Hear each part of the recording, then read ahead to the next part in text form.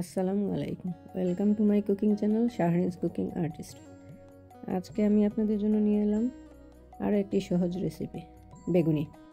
বেগুনি অনেকক্ষণ মচমচে থাকে কিভাবে, একদম টিপস সহ আজকে আপনাদের আমি দেখিয়ে দেব। তাহলে আমার সাথেই থাকুন। আমি এখানে পুরো একটা বেগুন নিয়েছি। আমি একটু ভারী করে বেগুনটা কেটেছি। আমার কাছে একটু ভারী হলেই ভালো লাগে, বেশি পাতলা হয়ে গেলে বেগুনির স্বাদটা পাওয়া যায় না। তাই আমি একটু ভারী করে বেগুনটা কাটি। বেগুনটা ভালো করে ধুয়ে কেটে এখানে আমি সামান্য লবণ মাখিয়ে রাখলাম।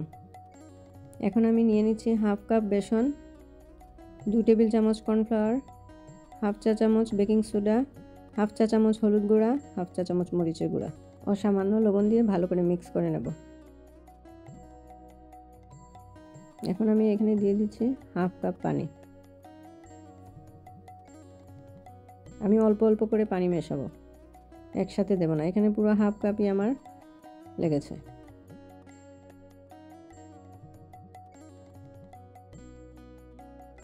একদম পারফেক্ট হয়েছে। এখন দিয়ে দিচ্ছি 1 টেবিল চামচ ধনেপাতা কুচি।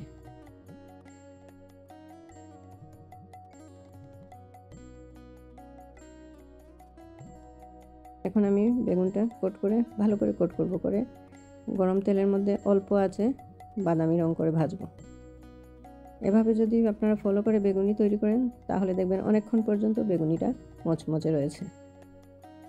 রেসিপিটি যদি আপনাদের ভালো লেগে থাকে তাহলে লাইক, কমেন্ট ও সাবস্ক্রাইব করতে ভুলবেন না প্লিজ।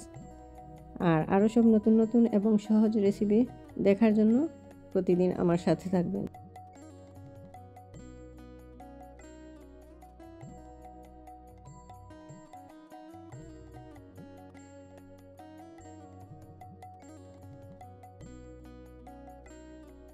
এটা হয়ে গেছে, এখন আমি নামিয়ে এটাকে সার্ভ করব। রেসিপিটি কেমন লাগলো কমেন্ট করতে ভুলবেন না প্লিজ।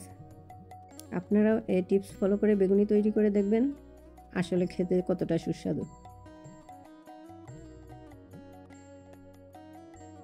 অনেক মচমচে হয়েছে। আর এতক্ষণ যারা আমার সাথে ছিলেন তাদেরকে অসংখ্য ধন্যবাদ।